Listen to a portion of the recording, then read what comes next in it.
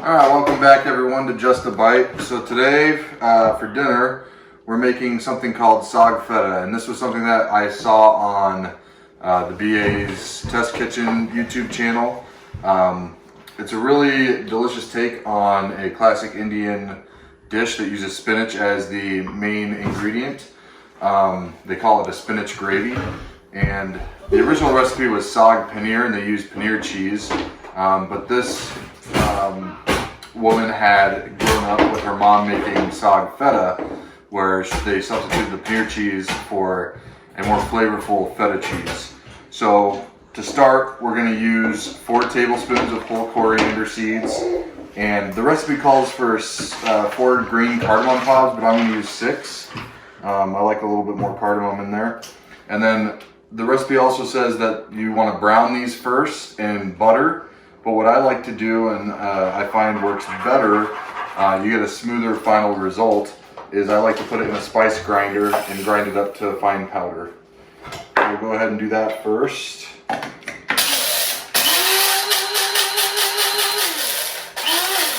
doesn't have to be super fine, but you know, you want to just kind of get a head start on that whole process. And so after you get that ground up, you want to have your butter heated up. The recipe calls for ghee, mainly so that you don't burn anything, and also this is an Indian dish, so ghee is more common. But I use butter, and it's worked fine for me. You just got to be careful that you don't burn it. And so we'll let this butter get melted and nice and hot, and then we'll add the seasonings to it. Okay, so while the butter's heating up and we're getting ready for the seasonings to go on, I'm just going to get started on some of the other things that we're getting ready to put in. So a main feature of this is onion as well. So I'm actually doubling the recipe that was on the BA video. So I'm using 2 whole onions. I've already got some chopped up here. And the great thing about this dish, and the reason why I like it so much for my family, is that you don't have to worry about getting things super even, or your chopping skills don't really have to be all that great. You just kind of rough chop everything.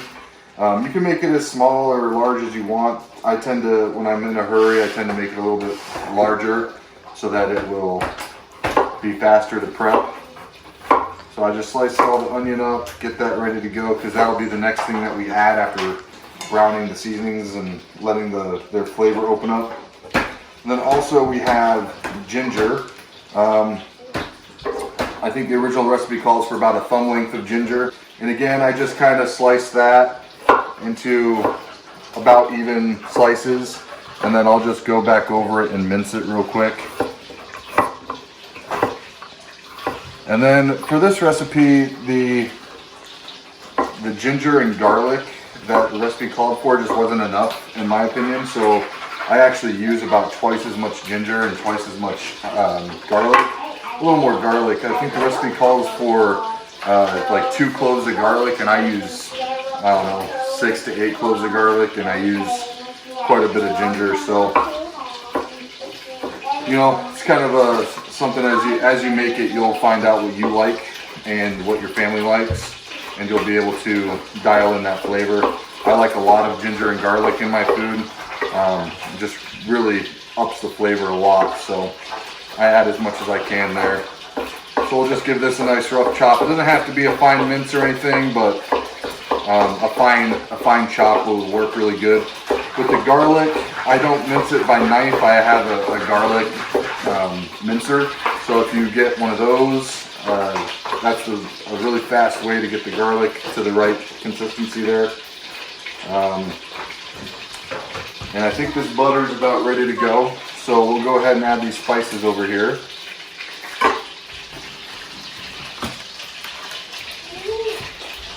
That's about the consistency I chop it to in the spice grinder. It's not super fine, but it just gives us a little head start, so it's not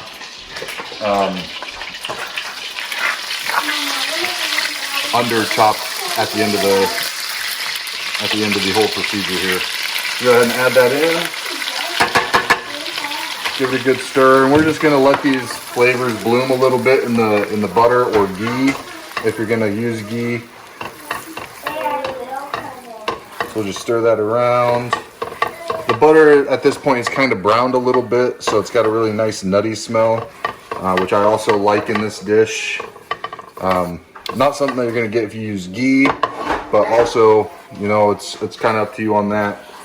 Ghee's kind of hard to find around here, and I don't really feel like making it at home, so I just use butter, and it turns out really well for me. So we'll just go ahead and put this on medium-high heat, and we'll just give it a stir. Keep it a little bit moving until we can get the onions in here. Let these spices open up. It smells amazing. Just cardamom and coriander seed, and it already smells really good in this house. All right, so that's about where we want those spices. So we'll go ahead and grab the onion and throw that in.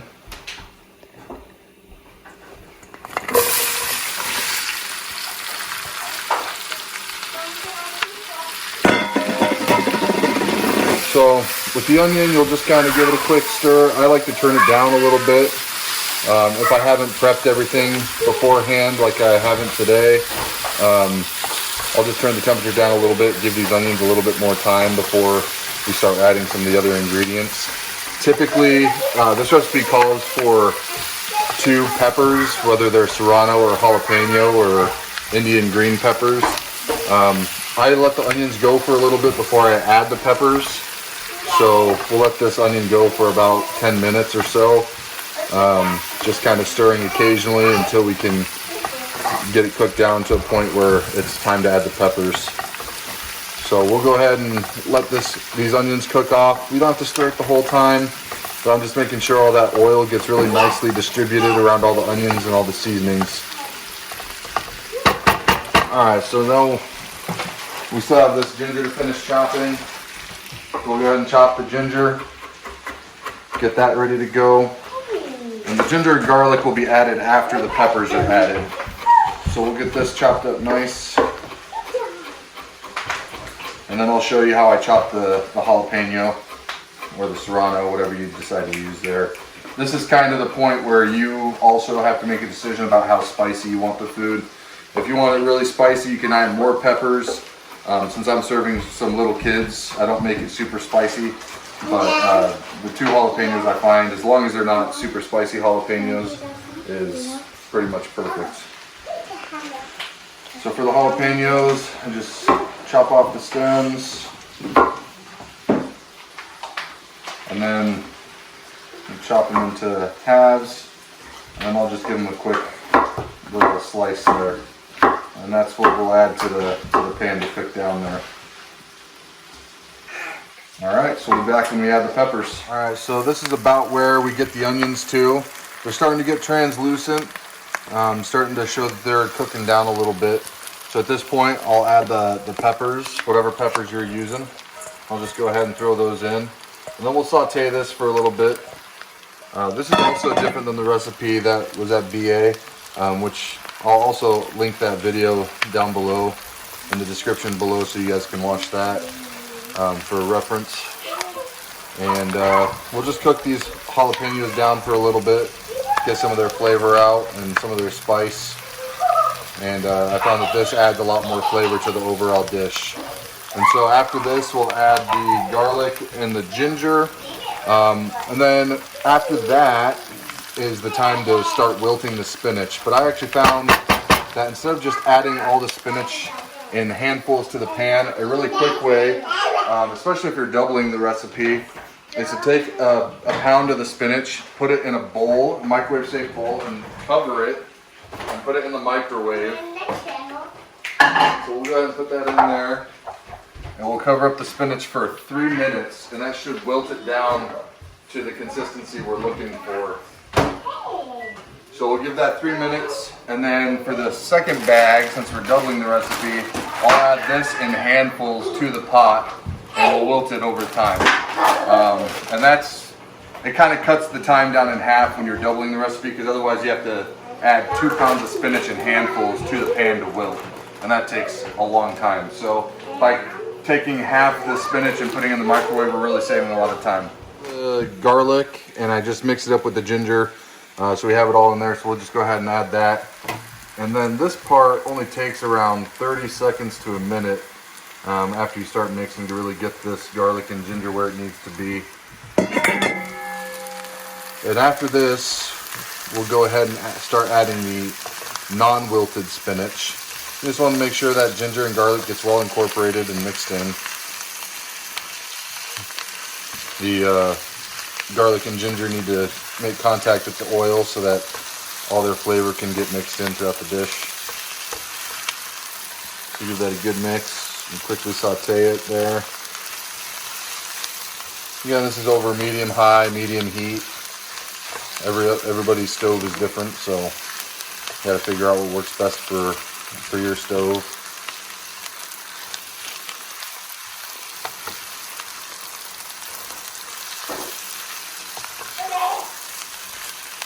We'll go ahead and saute this off for a little bit, and then we'll start adding the spinach. Once it starts to be real fragrant in your house, garlic and gingery, that's the time that you want to start adding the spinach. So that time's about right now because I'm really starting to smell that garlic and ginger. So I'll go ahead and grab my bag of spinach, and we'll just start adding it by handfuls and letting it wilt.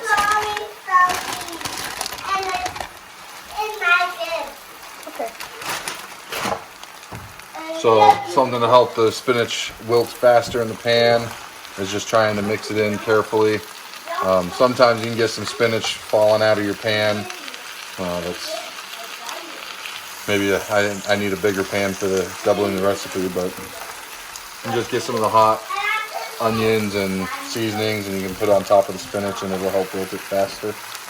So we'll go ahead and wilt down all this spinach. I'll add the spinach from the microwave and then we'll pick up there. Alright, so this is the one bag of spinach that wasn't pre-wilted. This is the spinach from the microwave, so we'll go ahead and add that. And we'll mix it up real nice. After this is all incorporated and wilts down a little bit more in the pan so it gets to that nice dark green color, we'll go ahead and turn the heat off. We'll add some lime juice, give it a nice stir. I believe the recipe calls for about 2 tablespoons of lime juice.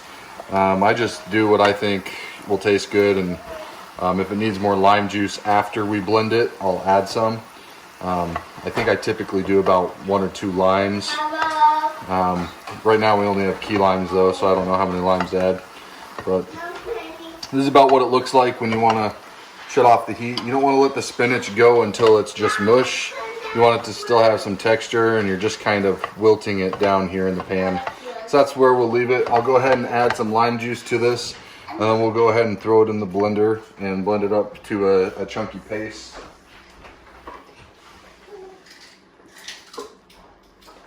So we're just adding the last little lime juice here. For key limes, I think this is 5 key limes that I've used. Again, we'll give it a taste to make sure that we got the right amount of lime juice in there at the end. So we'll go ahead and finish that up. We'll give it a nice little stir, and then we'll put it in the blender and blend it up. A lot of people have difficulty with like, well, how do I put this in a blender? I just use like a spoonula, or you could use a large spoon, and you just try and take some scoops and add it to the blender until you can safely pick up the pan and pour the rest in. So we'll go ahead and add all this, give it a nice blend.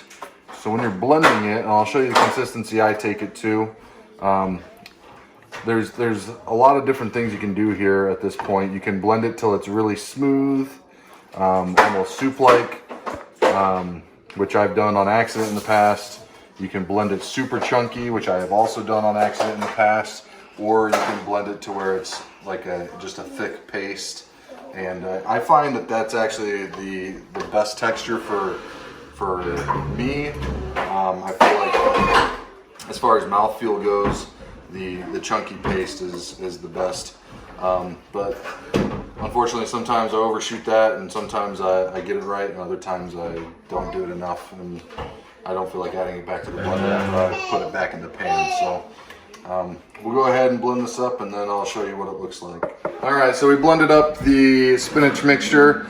I kind of over blended it a little bit again, but we've had it at this consistency before, and it's pretty good. if you look around the edges, that's kind of the consistency you're looking for there, where you can still see little chunks of spinach. So that's where you take it to, and then you just pour it back into the pan. And well, the first time I made it, I spent a lot of time trying to scrape out this blender so that I could get every last drop into the pan.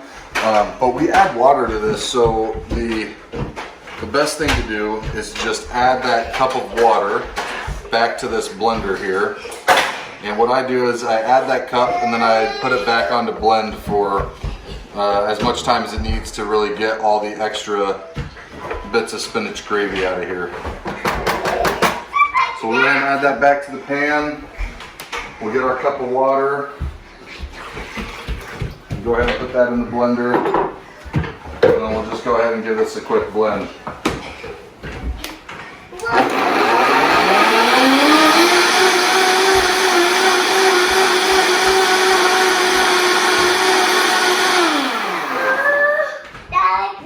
So that gets a lot of the extra spinach off the sides of the blender there, and just pour it in here. It's a lot easier than trying to scrape it all out. So after you get all this out, you put it back on the heat, and then you add the feta cheese. We've done the feta cheese a couple different ways. We've used chunk feta, and we've also used like feta crumbles. I'll show you that real quick. So here's the chunk feta, and this is the feta crumbles that we've used in the past. The recipe calls for 12 ounces of feta. I found that just wasn't quite enough for us. We like a lot of cheese in our saag.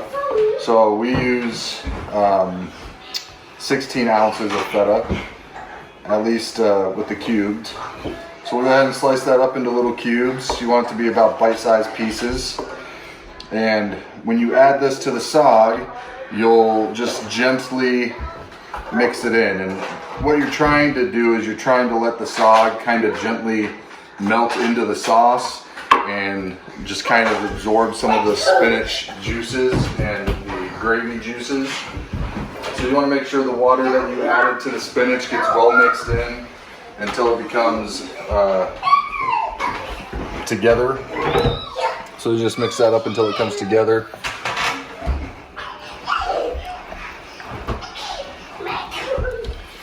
This is one of our all-time favorite dishes for our family. We make it almost every week. And it's just a real simple thing, super healthy. All that spinach in there. The kids love it, as long as I don't make it too spicy. We'll go ahead and take the feta, and we'll just sprinkle it in there.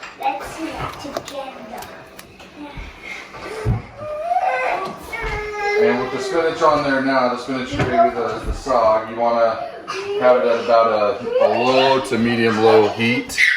You're not trying to cook it anymore, you're just trying to keep it warm until you can mix all this feta in and get it incorporated.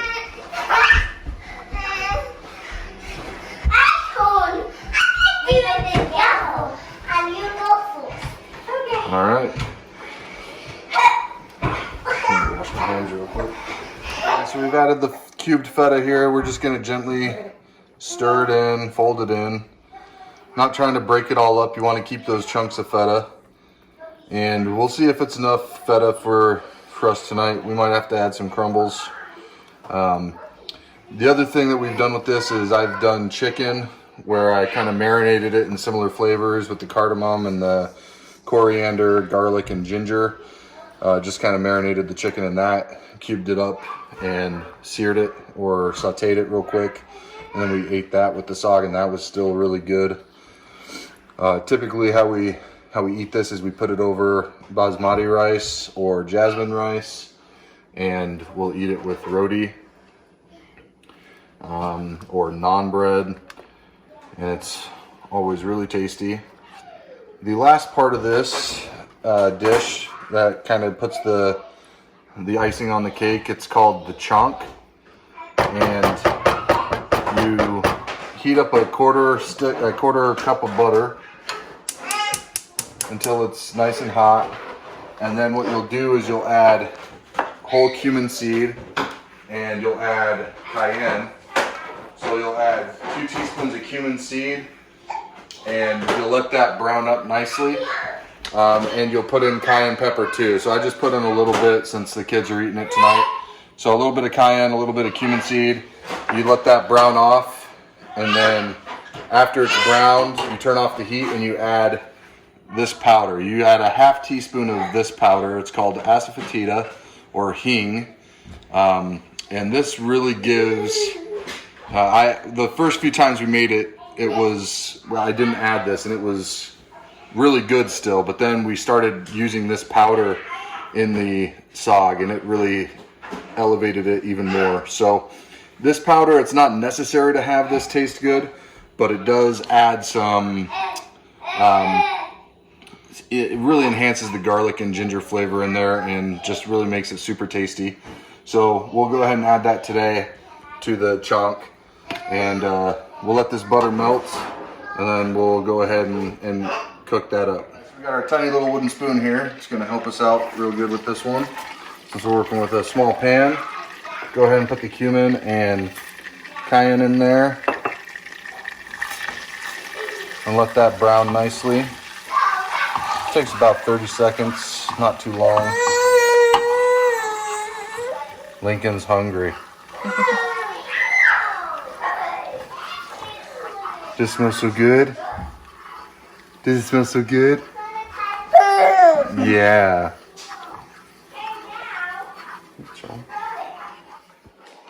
Are you hungry? You hungry? For a phone? Lincoln gets to try some Saag Feta tonight. He's really hungry. Alright, so that browned up pretty nice. Foams up like that. It's all browned. You can just turn off the heat. And at this point, we'll go ahead and get the hing powder here. I'll get the bag open. We'll do a half teaspoon. And this stuff kind of smells a little weird by itself, but once you add it to the dish, it is really good. So we'll go ahead and mix that in. Make sure there's no clumps.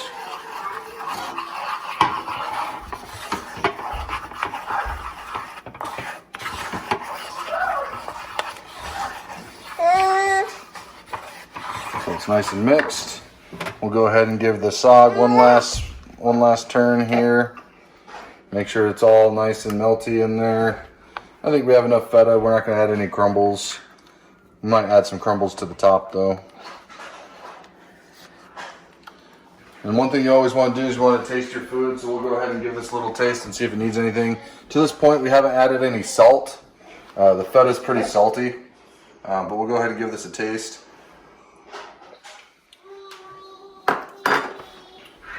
It's really good, but it does need some salt, so we'll go ahead and add some.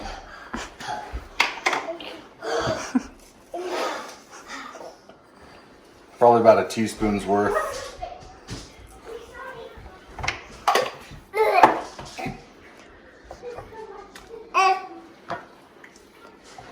Mix it up real nice.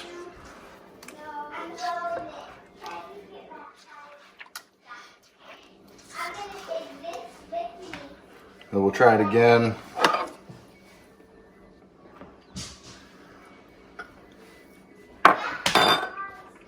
That tastes much better.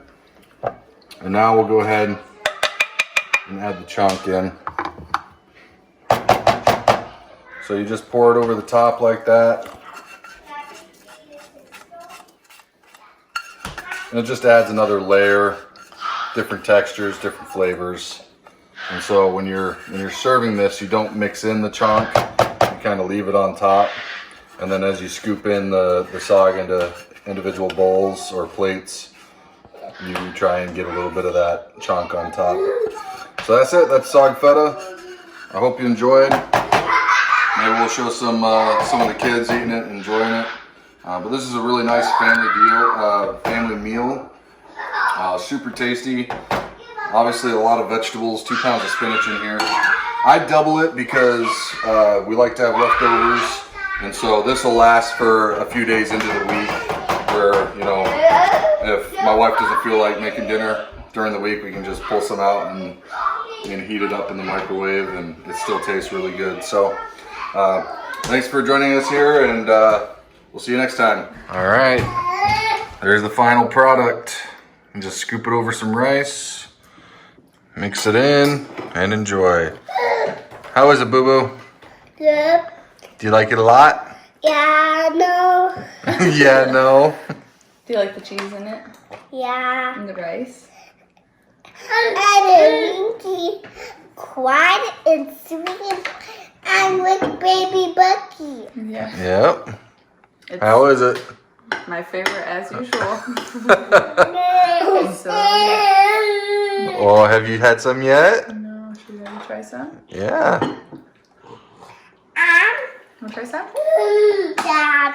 Oh, that's different than the other green stuff. Dad. A little spicy. Super good. Did you take a bite? I already did. How was it? Good. Did you like it lots? Yummy. Oh, you gotta eat over your plate, huh? I did too. A little spicy? Just a little spicy. A little spicy. Daddy, I like spicy. Yeah? Do you want them to take a bite? Gotcha. All right, say bye, everyone. Bye. Oh, sorry. Say bye, everyone.